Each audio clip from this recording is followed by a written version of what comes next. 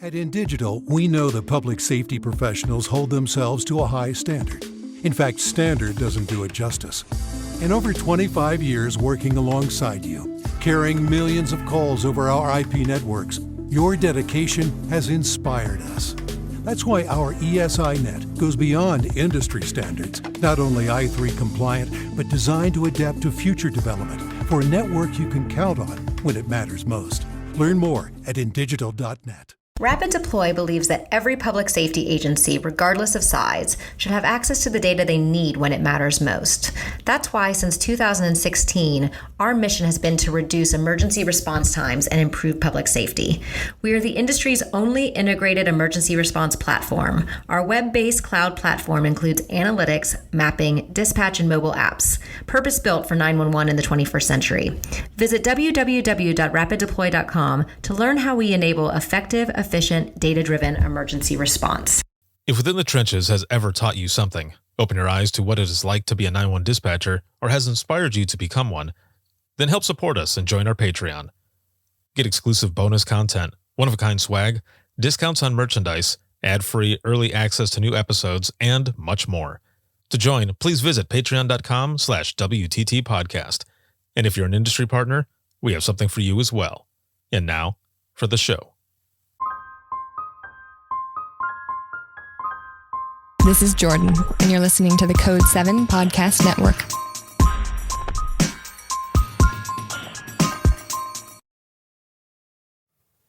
Warning. This episode contains the 3 A's of podcasting: adult content, adult language, and awesomeness. You've been warned.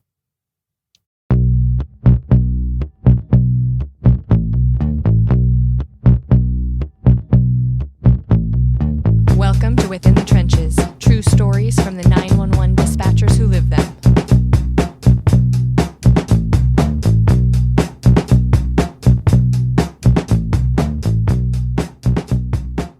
Hey, what's going on? This is Ricardo with the Code 7 Podcast Network, and this is going to be Within the Trenches, true stories from the 911 dispatchers who live them. This episode is sponsored by InDigital as well as Rapid Deploy, and as always, a big thanks goes out to patrons. I wouldn't be able to do what I do if it wasn't for all of you, and especially those who watch, listen, share, and support. And of course, as I said in the beginning, the sponsors. So thank you all very much. It has been it's been a good few weeks. You know, I'm catching up on everything that's going on podcast wise and everything within the trenches media wise. Man, there is a lot. There are a lot of virtual events that are coming up that I am partnering up with several state NENA and APCO chapters to get their conferences going out, because COVID is still going on. Pandemic is still running wild. And a lot of these conferences are being postponed or canceled. So a lot of them are going virtual as well. And I've had a lot of success with Dare to Be Great. And then just a couple weeks ago with the Be the Difference conference that Denise Amber Lee put on and powered by Within the Trenches Media. It was an amazing event. So as I said, a lot of stuff is going on, and patrons, a lot more is coming up for you as well, and bonus content and singing badly in my car videos. There's a bunch of those that are coming up. So my guest, who is going to be coming on here in just a moment, I met her during the Be the Difference conference, and we did a live session. It was the after party of one of the nights that it was Nice Day, and that is Nice Systems or Nice Public Safety, their division, because they were one of the sponsors for Be the Difference. They were a diamond sponsor. So we had a session that we were doing, and we went live and was talking to her, and I thought, I've got to have her on. Just some of the stuff that we were talking about, I was intrigued, and to find out that she also comes from dispatch and all, I wanted to hear some stories and hear how she came, from the beginning all the way to also becoming an industry partner. So my guest today is Karen Carlson, and she is a PSAP Product Manager at Nice Systems, and has, from what we just went over, about 30 years of experience in public safety. Hi, thank you, Ricardo. I'm happy to be here. I'm glad that you are here. This is awesome. I was so glad that we were able to do this so soon as well, because there are some times when I meet people at conferences or even doing this stuff virtually, and we start talking about doing an episode, and before you know it, it's almost a year, sometimes with some 2 years later, and we're doing the episode. And I always say, I'm so glad that we are finally doing this. So this is very cool to have you here, and just learning more about you and the company that you work for as well. Sounds great. Well, let's jump in.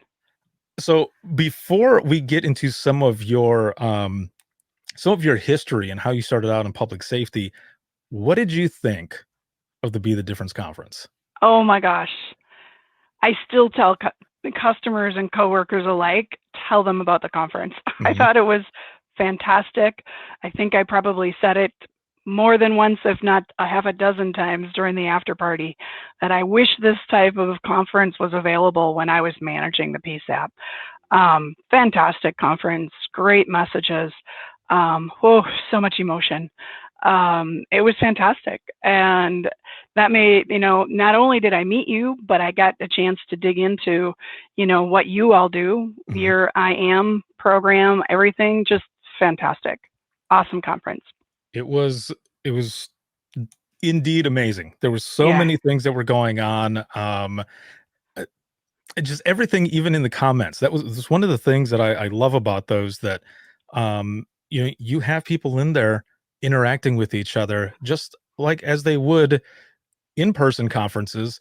But yeah, I think with the virtual conferences, it allows people to also kind of get out of that comfort zone, because there are a lot of people who you've got your extroverts, you've got your introverts, and some of them might not feel comfortable just kind of reaching out and saying something to somebody. Um, but virtually, yeah, they're there, and they're in the conversation, and people are giving their suggestions, opinions. And the other thing too is that there was no one, from what I saw, that we're having issues there. I don't think, from what I remember, that there was ever a time that there was a, well, we're going to agree to disagree or something like that. Like, everyone right. was learning from each other and supporting each other, and then just trying to make contact to share different policies, so that that interaction was there, and that made it even more powerful. Absolutely. And like you mentioned, supporting one another. I mean, the comments of support for one another, obviously some topics more than others, Mhm. but was just phenomenal, right? I mean, just fantastic to watch that level of support. It was fantastic. I think also one of the things that was really cool was seeing um, people in the comments, like, counting. They were counting as more people were getting registered and joining in and joining in and joining in, and people were saying, "All right, let's see if we hit this number. Let's see if we hit this number," and it just kept building and It building. did. And yeah, it was amazing, the amount of Yeah, people. I think just yesterday, late last night, yesterday, they ended up surpassing 3,600 attendees, excellent. and people around the world. Wow. I know like I said, I've been telling people, it's like, if you haven't heard about it, you can still go out there and register and watch Mhm. all of these sessions, because there's great content out there that everyone can reuse and benefit from. It was fantastic. For sure. There's about 20 hours worth of Yeah. information out there. And then, of course, the live session that we did as well, on Facebook with the Denise Amber Lee Foundation. There was a lot of stuff that we Mhm. did there in the recap, and talking about yourself and where you come from. And that's where we jump in here now to learn more about you. And how did you get into dispatching to begin with? Well, that's a long story, that has a cocktail involved, believe it or Oh, not. perfect. Um, but so before I got into public safety and actually dispatching for a while, I was selling land mobile radios. Hmm. And so I had my local community and my local county was one of my customers. And I left that position, had a little gap in time, was doing something different, and saw my old chief out and about. Um, And he's like, hey, I've got this open position. And I said, he knew that I had a strong passion for what those dispatchers did. Mhm. When I was doing radio, really kind of focused in, I sold a lot of consoles, right? Really enjoyed that part of that business. And I applied and I got the job. And I started out as a part-time telecommunicator for my village public safety department, and did that for a few years, and then stepped into supervision of that center. Then after a few more years, 7 years total with that agency, then moved over to the county and was operations manager for the county, and merged all of the 911 operations in the county, and basically ran operations there for a while. Then after that, our county got into a consortium in Wisconsin, and we had shared CAD across 4 counties. So I was managing that for a while. And really a big part of that was not just managing the technology, but managing the operations and the procedures, and again, getting to know each of those 911 dispatchers, right? And how they need to do business, and how setting up CAD makes them, better equipped to do their job. So that's kind of it in a nutshell of how I got in. Well, let's go back a little bit here. Let's You bet. rewind a little bit. So you were selling radios to begin with. Yeah. I mean, where was that interest then? Like, how did that even start? Because I mean, when I got into dispatch, and I think all of us have kind of a, our own little unique story of how we were getting in there and what we were doing beforehand. So I was probably about 18 years old, and all I had was retail management experience. Okay. So when I went into dispatch, it was a small police department, one dispatcher on 8 hours at a time. And I had no experience except for Rescue 911. That was my experience. Anything that I saw on TV or movies, Sure. that's all I knew. So with that retail management experience, I had at least the customer service part of it, that I was able to utilize when taking phone calls and trying to handle people, because a lot of people get pissed off when they come in and Mm-hmm. something's not right, or they're trying to return something or get a discount that they might have missed out on, and now they can't. So you have to learn how to deal with customers, whether they're Right. happy or especially when they're angry. And the same thing when you're answering a phone call. So for yourself, getting into radios. So let's start right there. Like, how did you get into selling radios to begin with, and then you've got your transition into dispatch? Yeah. Another funny story in and of itself. So my degree is in marketing. Hmm. And so my first position out of college, I was marketing director in sales for a small company here in Green Bay that was selling pre-employment testing. So Hmm. different types of pre-employment products. And I had a booth at the Wisconsin, I believe it was the police chiefs convention. And the area sales manager was, at the conference. He was walking around the exhibit floor, and, I didn't know who he was. And he was Hmm. like, tell me about your products, and, or tell me what you're selling. So I went into trying to sell him my pre-employment testing products. And he said, I don't want your products, but how about a job? And the next thing you knew, I had an interview with his entire sales team in a conference room at the conference, and that's how I What? got into selling radios.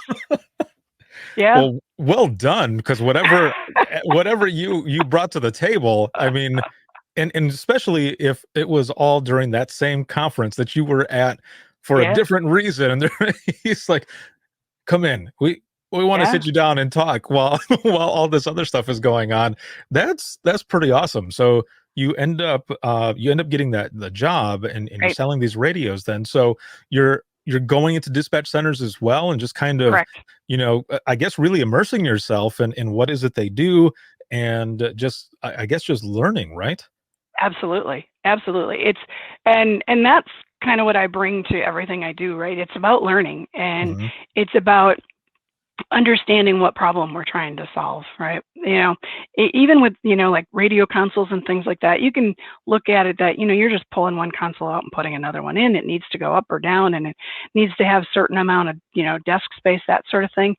But all of those things are solving a problem, right? So it's all about going in and really learning what's important to the user, right? And how to solve that problem. So that's basically what I did. I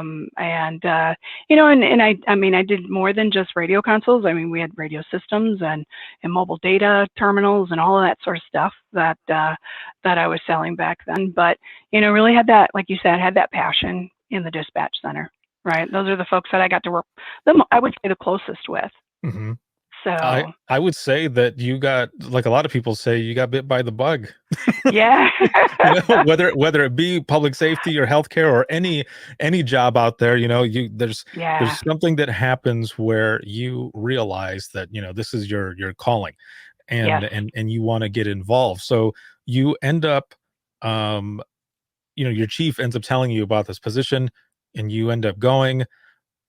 Once you get this position, though, what is that like for you? Because you've already been in there in a different role, but now you're walking in, and it's you who's going to start training.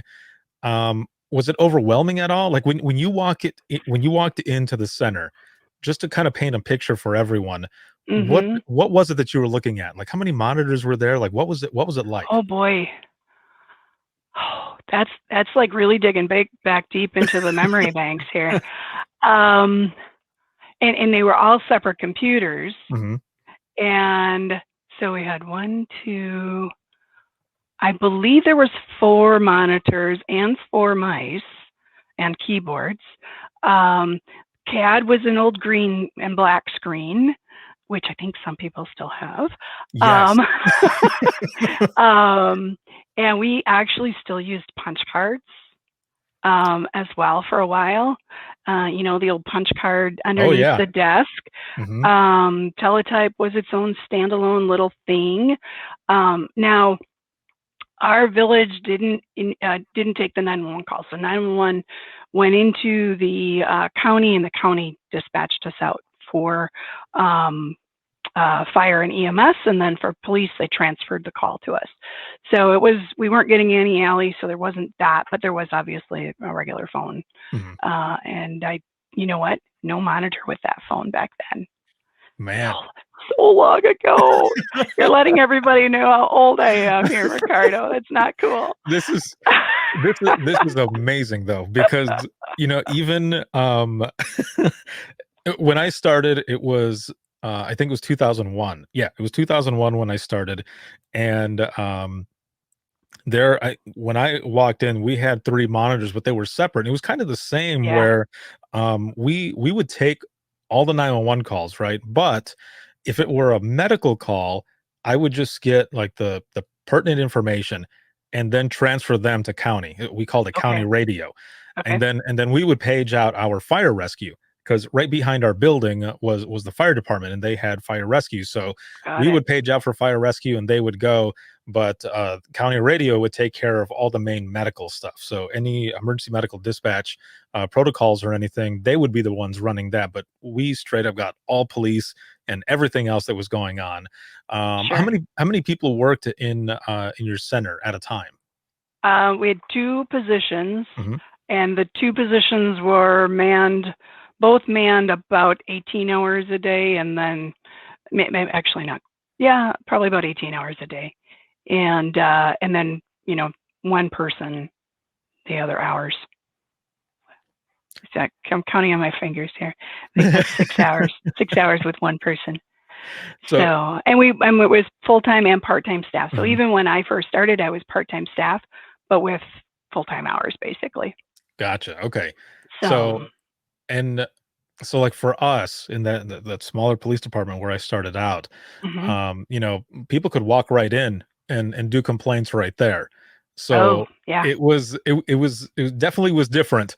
And also, like, the glass was just right here, so if somebody wanted to try to reach over for me or something, they could. And it was the craziest thing. Luckily I never had anyone come in who was just, Belligerent. completely upset or anything crazy like that. But Yeah. Yeah. we had one holding cell in there. Hmm. And so if anybody came in, like sometimes we would hold people there for the sheriff's department and we'd be waiting and you could hear them in the back just yelling all, types of obscenities or whichever. And you just got to Yeah. sit there. Yeah. And I bet you had to monitor them too, right? I mean, Yeah. if they were, you'd have to have that camera on. Yeah. Hmm. We'd flip the cameras on and monitor who was in the holding cell. And yeah. Yeah. I Oh, think we had two holding cells, if I remember correctly. mhm. The front lobby was pretty well partitioned from the dispatch console, but when there was no one manning that window, we were dual duty, right? We're running back and forth between dispatch room and the front window to handle a call with a portable radio. And if you had night shift like I did for a while, you took the portable radio to the bathroom with you. Oh, I'm right there with you. Yes. Our shifts would they would change. Every 2 weeks they would Yeah. change. So, we would have what was it? It was, I think it was like 6A to 2P, and then after those 2 weeks it was 2P to 10P. And Hmm. then when you switched from that, I'm pretty sure when you went on midnights, you actually did that for a month, and that was Oh, 10P to 6A. So that would switch, every 2 weeks, and then that month there on midnights. But yeah, I would have to take the radio portable with me. But I remember I would have to get on the radio, and it would have a toot, and I would say frostproof to 108 or whatever. And 108, go ahead. I'm gonna be 10-7 down the hall, just letting them know I'm gonna use the restroom, and they'd yeah. say 10-4, and I have the portable with me, and then the phone is ringing, and so then I would have to haul back over to the phone, and sometimes it would be the chief, and he would say, "You were in the bathroom for a while." I'm like, I wasn't even in there for a couple minutes, man, because he would listen to the radio all the time, like no matter what time it was. He had that portable, and sometimes he would just laugh and say, "Oh, I'm just giving you crap." I'm like, okay. I'm like, thanks, man. Well, I just ran over here and about killed myself trying to get the phone. So yeah. Yeah. So it sounds like we kind of had a similar experience Yeah, I there. think so. I Hmm. think so. Yeah. Yeah. Um, So you asked if it was overwhelming. I would yeah. say from a technology perspective, no, right? Because what I had previously done until the day that I spilled a glass of water into the Oh, console and the console fried out. That would be the day it was a little technology became overwhelming. oh man. But other than that, the first comment is that binder is not big enough for everything you're going to get in training. So, I ended up, I think it was a 5-inch binder, which I had just had until not that long ago. Oh, no way. Yeah, yeah. And it was just like all the information, right? I mean, there's so much to learn just from a processing standpoint and a context and notifications, you name it, right? Everything that a dispatcher learns a lot. That's a lot to learn. Yeah, So, there's so much information to take in, and the if you can memorize oh all the main stuff, like it makes it so much easier, whether you're using the computer aided dispatch, the CAD, or just any other piece, those codes, everything makes it so much easier if you right, can, if you're able to memorize it. And I mean, you're supposed to memorize all that stuff, but some trainers, they train different, and they just say, right, I just want you to know where to find it. Well, that's good, but in a bind, I mean, especially if you've got, like you were saying, one of those CAD systems that has a green screen, um, you have to have that stuff memorized, or you can't yeah, get to the next frame. We yeah, had what was called an AS400 when I hmm, first started out in Michigan at the central dispatch that I was at, and everything had to be like you had to memorize everything and get those codes in because you couldn't get to the yeah. next part Systems aren't as to put smart, anything right? in. They weren't that smart back then, Hmm. right? There wasn't that much logic there to help you, that seamless flow, right, Yeah, of processing, and you had to look things up, right, because it didn't store all that data that exactly. that you now can just pull up Right. on the Yeah. CAD system You've or some got other system. a more, an in-house computer that Yeah. is way more smart, that you can, do a lot more stuff with that. Now, before we get to this next part, I have to ask, because you had mentioned radios and stuff that you sold. When I first started out dispatching in Florida, again, this is 2001, this little police department had a that was like enormous. It was enormous, and the microphone like came out like a long candy cane almost. Yeah. Yeah. And I had to punch in like a 5-digit code in order for the siren to even go off, Oh to yeah. tone out. So are those ones Yeah. that you sold? or Well, or the is that the later on? siren Or control, no, yeah. but yeah, the radio console with the big long gooseneck. Hmm. I had foot pedals, right? We could connect the foot pedal to the telephone. The telephone was embedded in a panel, but yeah, that big old clunky console. Yeah, that's what I sold. I remember walking in and looking at it, and I thought, what the hell is that? And I mean, I They figured said it that's was a a Centricom. radio. Yeah. And my trainer goes, that's your main radio. We're going to be using those to tone out for fire and this and that. I'll show you how to do that later. But yeah, I'll never forget the way that thing looked, because I remember walking in and looking at it and thinking, how am I going to figure that out? Like that was Yeah, pretty gnarly. Like there's so much to it, but and there were all these different codes for toning out and stuff, but it ended up being easy. Just like with everything else, the more you yeah, practice and you use things, the exactly. easier it gets. Yeah, Experience, right? exactly. Yes. Yep. So on that note, do you remember your first call that you ever took, or any of those earlier calls? I don't remember my first call. Hmm. There is a call that I remember, and it was a 1096, and I don't know if everybody, obviously I know not everyone uses the same 10 codes, Yes. but this man was just frantic, and I'm hurriedly taking notes and asking questions, and he starts to tell me, but they're climbing the poles. And then I went, wait a minute.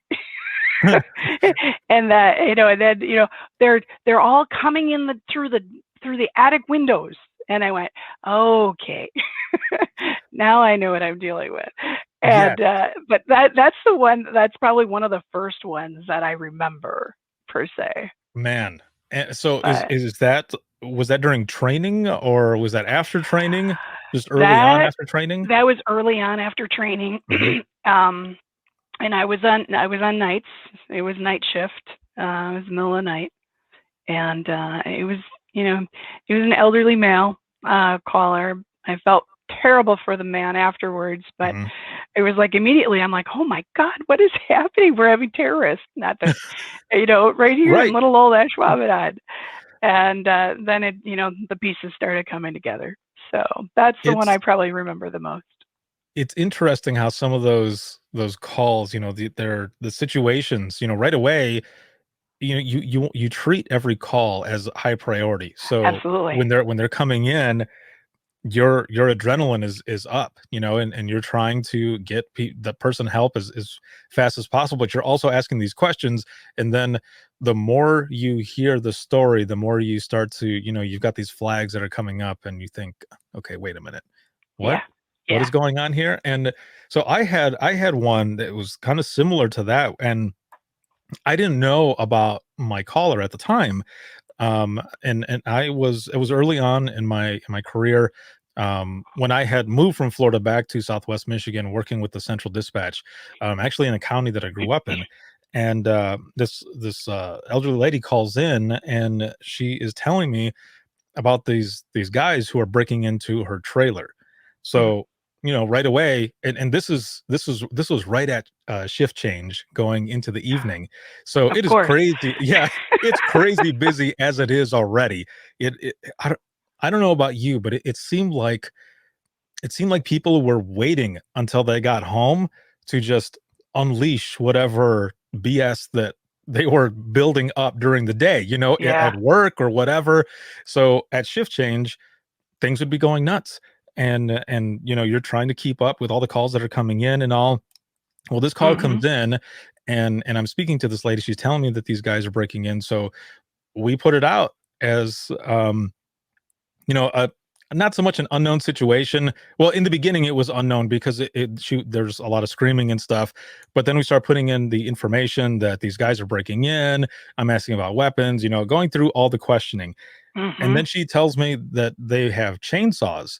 And I'm just like, my eyes are just popped out. Like, I can see myself sitting there taking the call now. And she ends up saying, well, I asked them where they were at, and I could hear sounds in the background. It didn't really sound like chainsaws, but I could hear some weird noise. And she Right. said that they were coming up from underneath the trailer through the floor. So then I start thinking, like, is that really happening? Or so I'm just typing it in because I'm not going to question the lady, but Right. I'm typing it in, and then one of the sergeants who was getting off duty, he ended up calling up over the radio on a secondary channel and said, "She's 1096. Slow everyone down. I'll get a hold of her family to see where they're at." And Yeah. yeah, it turned out she was just having a mental health issue. And Right. but again, just like you in the beginning, you get this call that's coming in, you're like, holy crap, this is Right. really happening right now. Right. Yeah. And I think both of our stories really emphasize in some of the things in the Be the Difference conference, Hmm. of why we do what we do, why we keep questioning, why we verify, question it a different way, right? Just keep, going at it until we get the right understanding of what's going on. Yeah, So, for sure. yeah, Exactly. yeah, yeah. What a So, job, huh?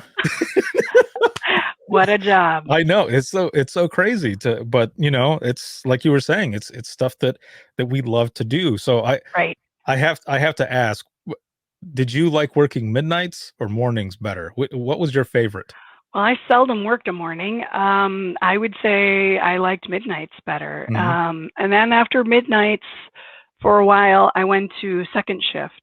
Hmm. Um, Second shift was super busy. I actually liked second shift because it went fast. The only reason why I went second shift, though, primarily is because I had just had my first child, Hmm. and it was great from a child care perspective. My husband worked early morning to mid afternoon. I would be mid afternoon to night. We had, barely any babysitter time. But yeah, I don't know. I liked midnights. I really did.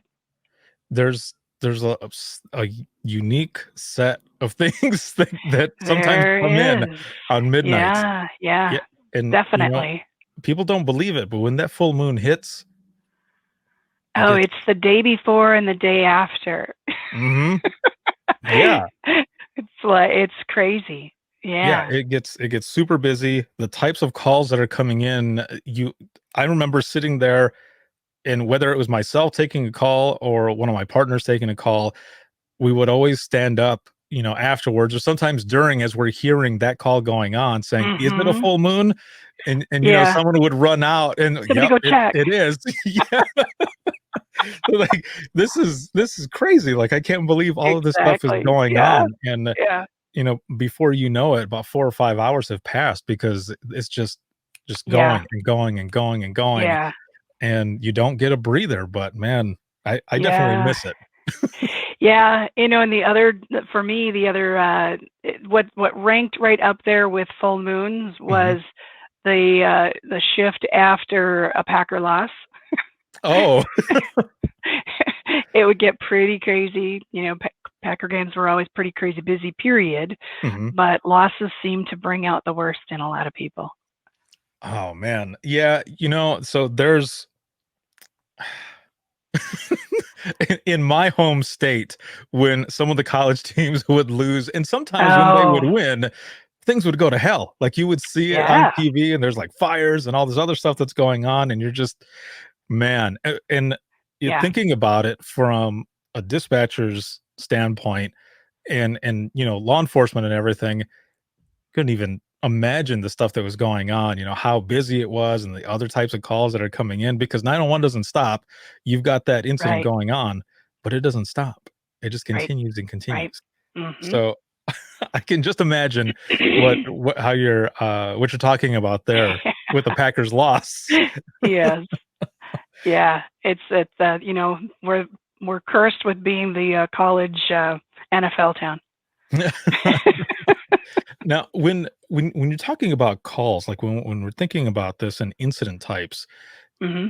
were there some incidents that, and this is going to sound weird, especially for those who are watching who are not in public safety, but were there certain types of calls or incidents that you, in a lack of a better way to say it, enjoyed working more than others? Like for myself, Ooh. domestic calls and when I was on radios, um, chases, anything like that. And the reason for that, and like I said, people are going to hear this and they're going to think I'm some jerk off, but it's when I say enjoyed those types of calls more, what I mean is the types of calls where I was able to help um, Hmm. people so much more. You know, when you're taking a phone call for domestic violence, there's so much that's involved in that, and we're there to help.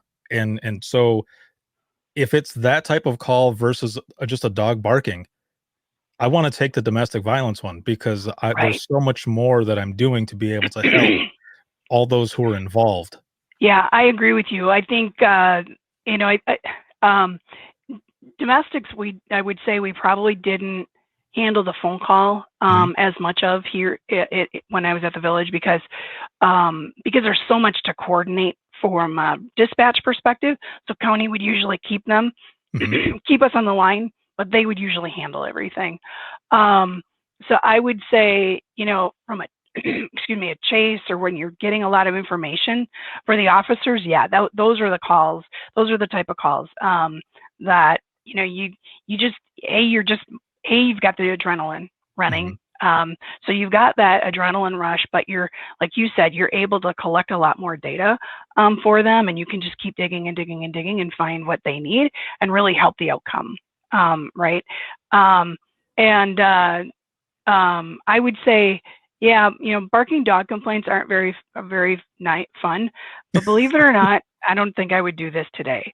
But back then, I had a lady who called, and she was very frustrated by it, but she was like, I don't, is there anything I can do? And I said, have you thought about talking to the person? Now, today, I probably wouldn't do that, Yeah, things are a but little different now. things are a little bit different now. But I did, and she called back, and she actually said, thank you. Thank you for suggesting that, because we actually worked it out, and they didn't even realize that their dog was being so annoying to all their neighbors. And See, so that's it's like, awesome. those are good outcomes, right? And that's, I think anytime you get a chance, I don't know that it's necessarily one incident type or the other, but Mhm. any chance you get to make a difference in the outcome, that's the kind of stuff that I really enjoyed. And you could leave shift, or you can even just sit and talk to your coworker afterwards and say, man, that was great, right? You just Yes. get a high. You get a high off of helping. Right, exactly. So, I remember leaving some of those shifts, and, a couple of my partners and I would be just kind of arms locked, like, walking out like best buds, or like, "We did this tonight." yeah, Like, yeah. we did all of that, the 3 of us, and we kicked ass, we took names, Hmm. and we helped people, and all of our brothers and sisters out in the field are going home safe. Like, we Right, did that. right. That is like, yeah, I fully agree with you. That is a high that it's hard to compare to, Absolutely. in Yeah. those situations. It's Yeah, it was amazing. good stuff. Yeah. And you could see it like when, when I moved out of sitting in the chair and being a manager, I could see that amongst my staff, right? Mhm. You could see them leaving after a shift when they just felt really great about the outcome of that shift. You saw the other side too, but you could see that camaraderie that they'd build by working together and making it really happen. That shift, it was good stuff.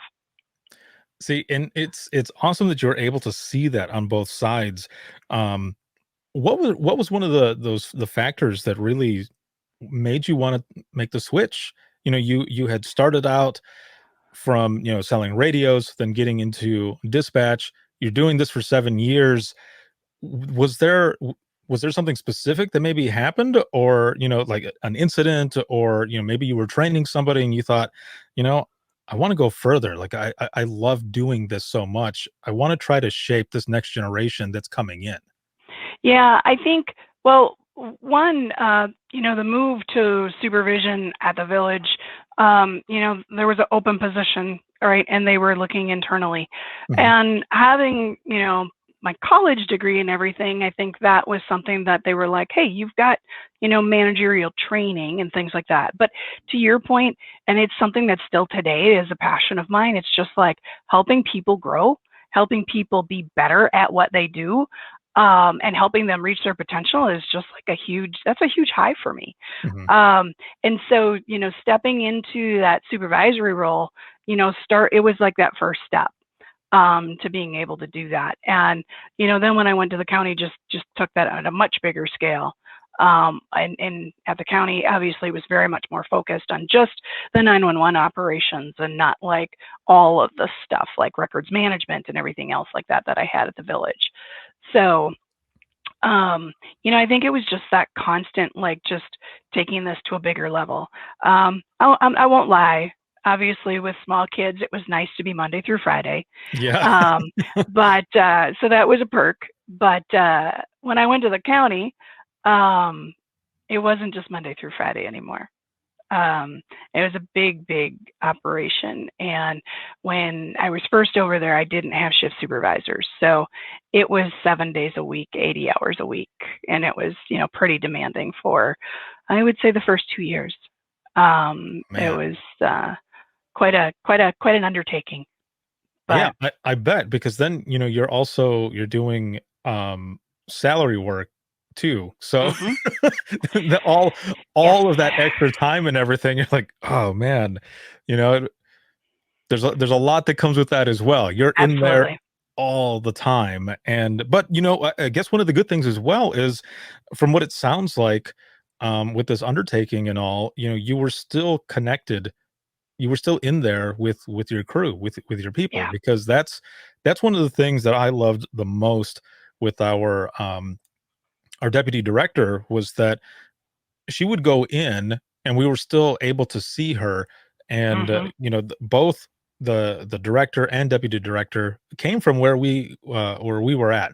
They came Yeah. right from dispatch, and they ended up going up into those positions. So we felt awesome in the fact that, yeah, we've got some of our own there at the top, and they're gonna fight for us. And but the deputy director, she would come in, and she would come in and say, does anybody need to use the restroom, or do you need to take a Mhm. break or something? And she would jump on the console and she would Yep. start working. And that was one of the coolest things. And it was just a breath of fresh air to be able to have someone who knows how we feel, who knows where we're coming from, to be in there to assist us. Yeah, I agree. That was the same mentality, or the approach, I should say, that I took, to the operations. I think in our case, it was more out of necessity. Hmm. Everyone knows that dispatch has long hours. A 16-hour shift was not uncommon in our world, because we were short-staffed when we merged operations together. And I would often, I'm sure my husband would have different words for it, but um, I would often like get up and go in and work 3A to 7A, come home, get my kids off, and then go back in for my manager job. And did that pretty often. And like you said, if we were short staffed and somebody absolutely needed a break, needed to get out of there, go. Um, and I think like you said, you have an appreciation and an understanding for what your staff is going through. But obviously, the job. You have to know the job, Yeah. or else you can't be effective at being the ops manager. So yeah, so I did that a lot. I just, you know, I would often take my own 16 before I'd force somebody else for a 16. So Man, it was a that long few years. that's pretty awesome right there as well. That you would do that for, all of your people before forcing anyone in, because man, that force enlist sucks sometimes. You're not kidding. Yeah. And especially when there are a lot of times you're looking at a 16 with an 8-hour turnaround. Mhm. That's murder. Like, that person's only getting 6 hours of sleep if they're lucky, and they're Yeah. back on, right? You're back on, and you have to be on your game. Yeah, So exactly. With everything that's going on there, the amount of calls, even the types of calls, I mean, everything is high priority, even if it is a barking dog or anything like that, Mhm. that at the time, when the person's calling in, that's their emergency. Right. That's their version of Right. an emergency. So Absolutely. you treat it as such. And for myself, I lived about 45 or so minutes away from the center that I worked at. I didn't live in Okay. the county that I worked at. Um, and so I would go in, and my 16-hour shift, if we volunteered for a certain time, like, we could choose which time we wanted. So Okay. if I was working as a supervisor, I would work 4:30 p to 4:30 a. Mhm. And so if someone had called in for the next shift, I would I would volunteer for it because I lived 45 minutes away. Sure. I would just take it straight up. Just give me that first 4 hours. So I would work my 16, go home and sleep for about 4 hours, and Mhm. then come right back to work, because Yeah. then, I had another shift that I was going to go to. So, that turnaround time sometimes isn't that long.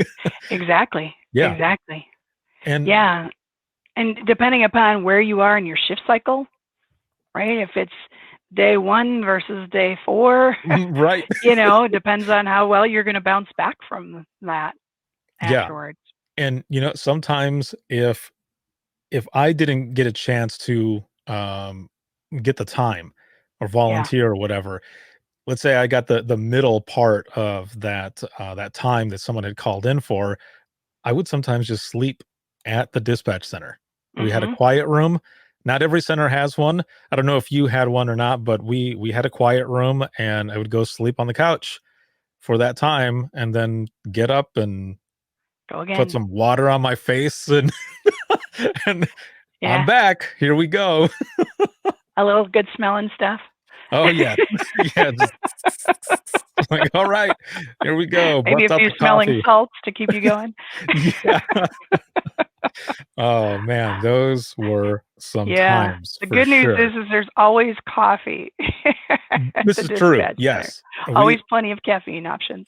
Right, and then sometimes I would get a cup, and it would be strong. Ugh. I mean, it was basically like tar. Yes. Somebody would put way too much in there, and then I'm just, kinda taking little sips because it was horrible, but it kept me awake. It kept me awake so I could do the job I needed to do. Yes. Ah. So you Good you times. end up you end up spending those 14 years there, the 7 years, and then the other 7 years as being, ops manager and everything, managing this consortium, this, connected CAD, all of this stuff that you're doing. What made you want to switch? Because now you've got another transition that's going on, and you're switching out, um, back into being an industry partner. Yeah. I think at the point that I switched, the consortium was doing well. The systems were in good shape and a good place. And when I looked at the opportunity to get back in private sector, Mhm. allowed me to normalize, I would say, my personal life maybe a little bit, but also still kept me very connected to that industry, right? So when I came back into private sector, I was product manager over CAD, CAD records, mobile, and jail. So still, so now taking that knowledge that I had from those 14 years and extending that into, just really relating to their problems and how can we fix them with those products, right? Those products can't fix everything that's in Right. the dispatch center, but for the problems that they can, really approaching it from, what additional problems can we fix? How can we fix them better, right? I mean, there's problems that we were already addressing or functionality that we were addressing, but how can we do it better? All right, Mhm. to make it more seamless. And you and I, when we were talking about my very first job, right, the old CAD systems, man, it was rough. I mean, but I shouldn't say it was rough. It was more difficult because you had to pull from here and pull from there. Like not Right. everything was in one place. Yeah. So obviously that was one problem that we wanted to address and fix. So that is why I made the shift. I've never been change averse. I actually kind of like change. Crazy like that. I also like to help people. So kind of crazy like that too, I Yeah. guess. But yeah, that's primarily why. It was an opportunity that, really allowed me to personally expand but still stay connected to this business or to this industry. So as you're talking about technology, how has it Yeah. changed? How has that changed from the beginning to Oh, now? holy moly. Um, a lot, right? I mean, technology just continues to change over and over and over again. And I think the automation is so much, it just continues to expand. The more things we Mhm. continue to automate, right? But we can do so much more that we just never thought we could before, right? So, as we look at software, we look at it from the standpoint of, just like rip off the blinders, right? And just really get creative and innovative and say, we've got this problem. What can we do? How would we make it better? Just think about it conceptually and then, we can change it. But yeah, I mean, it continues to automate. It continues to change. I think like the current like hardware life cycle is 3 to 5 years now Mhm. versus how many CAD systems in your old day and my old day, they'd last 20, 25, 30 years, right? Now, you're on a new platform probably within 5 years of that solution. So it's Yeah. constantly changing, but it's fun and exciting, right? I mean, we're able to fix more problems than we ever could before. Yeah, for sure. Because one of one of the things, and I can't help but laugh, but as we're talking about this, I remember this enormous book that we had before we automated this and putting into a system, and that was for just our records, not records, that Oh yeah, we would call yeah, for. So you would bust out this huge book and you would flip over and like, okay, it's this record's turn. But if an officer was like, I've got no preference, then you're looking in the book for whatever the no preference is for the wrecker who's going to pick up this car that's been destroyed. Or if they have a preference, you go and you mark it down for that specific wrecker. But then you're going back and forth and you're dating it, and it's like, is there an easier way to do this? And then they they yeah. finally automated it, and we had it, in a system. But I'm thinking back as well to when you were explaining what it looked like when you had first walked into dispatch, and you mentioned the teletype system, and our printer was basically, it was like it was a dot matrix. It was one of those big ass printers that it would go ring ring ring ring, and and That's exactly what it sounds like, people. yes, and what was horrible though was that I remember being in training at the Central Dispatch in Allegan, and it was summertime, and they had a traffic grant that was going on, and if Yeah. you ran a common name with like a last name Smith or something, it would bring up every single one that was like that with that common last name, but you couldn't run multiple names on that system. You could only do it one at a time until it was finally Hmm. done printing. And the officers would get so mad at us because they would say, "What's taking so long? I'm out here with this Right. person." And like, you ran a Smith. Like, it's not gonna come back that fast. So, then you're waiting and you're waiting and you're waiting. And then as it's coming through, you're trying to read as fast as you can. No, Yeah. no, Yeah. I don't think it's that person. Do you have any identifiers? No. Okay. Well, it could be this person. So it Exactly. made me think of that dot matrix, and that Oh my sound goodness. that will always be in my The head. reams and reams and reams of paper and binders. It's like, and you were so excited because you didn't have to have your map up on the wall anymore. You could have it on a rotating cycle so that you could, just follow it, right Yeah. from your. Yes, yes, it is. Oh It, man. it and I really focused on how much more that technology can do, but just think about it from a size perspective, right? Yeah. And you mentioned earlier, how big was that, old console?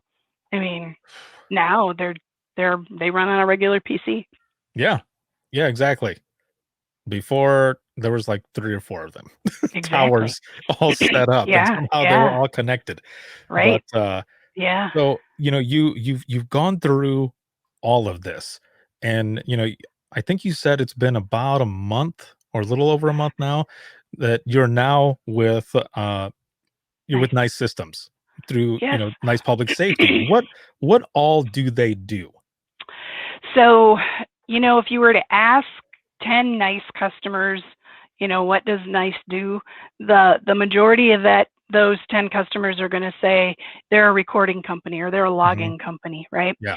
Um, but NICE is, a very, we're a large company. We're, an experienced, financially stable company, $1.5 billion, publicly traded company. And in addition to that recording, for all of those public safety customers, we're really expanding the research and development in that area and doing a lot more with quality assurance, more about incident reconstruction, more about incident lifecycle, skills development. And a lot of that is about, helping our customers understand the what happened, the how it happened, the what is happening as it's happening, and really helping our public safety customers just connect all those dots. So really enabling them to have better tools to understand, everything about what happened in that incident. We all, we think of it this way. You mentioned a couple times about customer service, right? Mhm. You had customer service experience and then you got into it, but that's pivotal, right? Customer service is super important, even in this position, right? This job.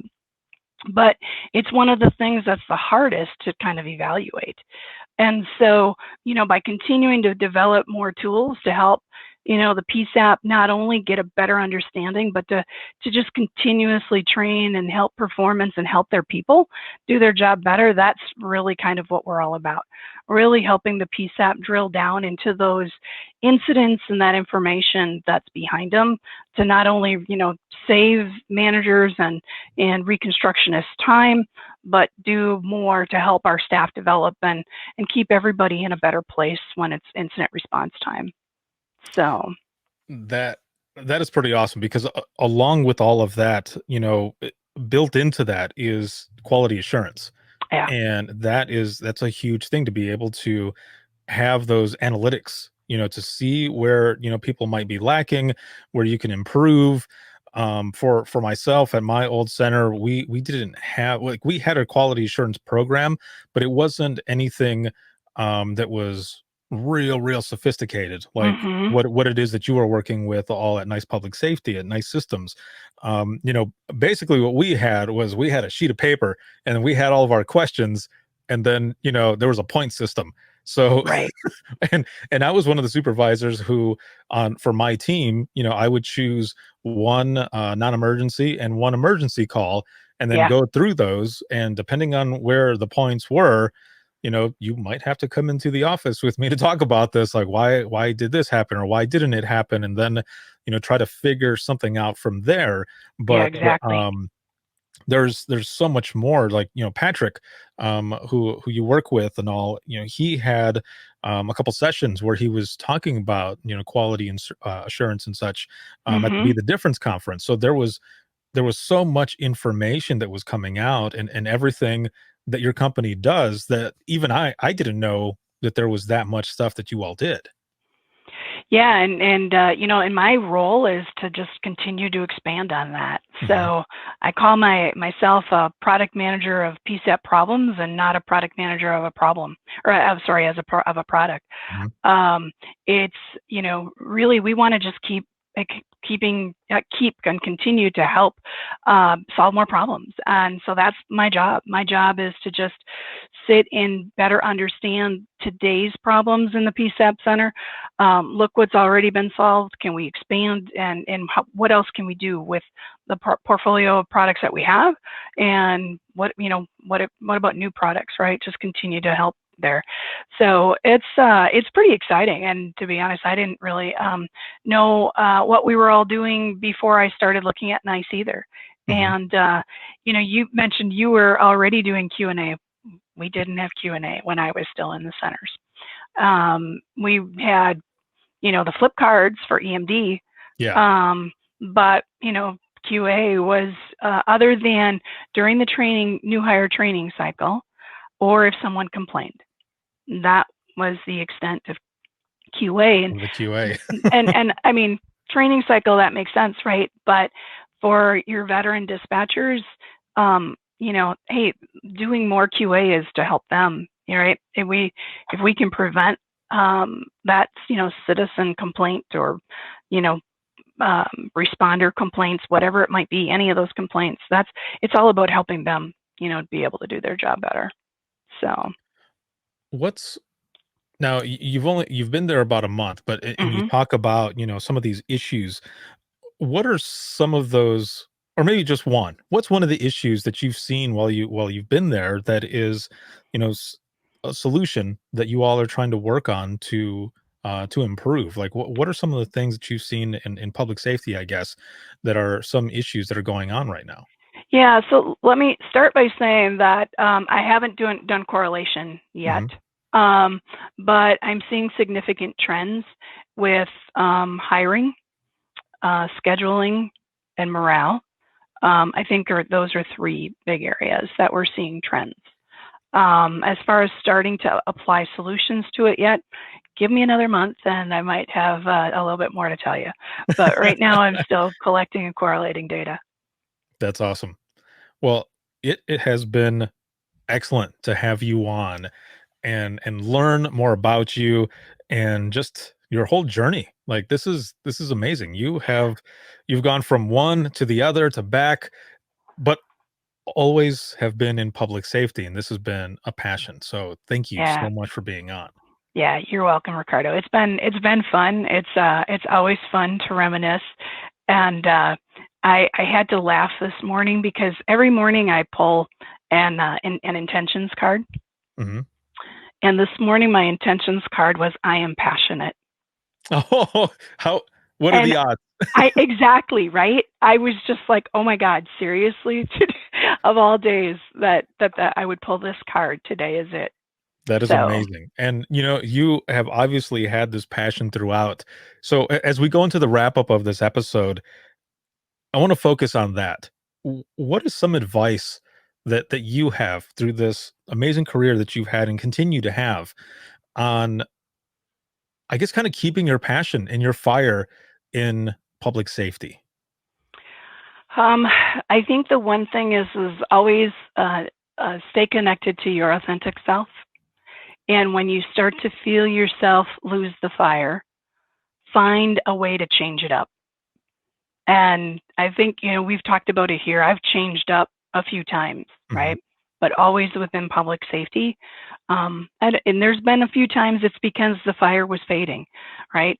Always do that. Always keep true to yourself. Be authentic, be your authentic self, and keep changing it up. Keep looking for your passion. Rekindle your passion. Just keep doing that. And don't ever be afraid to ask for help, because everybody should be good with helping others. There's a lot of helpers out there. There's a lot of yellows. I'm a yellow. So there's a lot of yellows out there. So don't be afraid to ask for help. Perfect. Again, thank you so much for being on. You're welcome. This has been an excellent experience. And I will be right back here with you in just a moment. So for those who are watching, if you have any comments, questions, or you want to be a guest on the show, you can send us an email, and that is going to be wttpodcast@gmail.com. Once again, it is wttpodcast@gmail.com. You can follow us on Twitter. That is @91podcast. You can like us on Facebook. That is facebook.com/Within the Trenches podcast. This episode has been sponsored by InDigital as well as Rapid Deploy. And this show will always be free, but if you're looking for any bonus content, you can check us out. And that's going to be patreon.com/WTT podcast. And thank you so very much to the patrons and all of you who watch, listen, support, and share. I wouldn't be able to do what I do without all of you. So thank you all once again very much. This episode can be seen on Facebook as well as LinkedIn and YouTube. And you can hear this 24/7 on Apple Podcasts, iHeartRadio, Spotify, your favorite podcasting app, and withinthetrenches.net. Have a good one, everyone.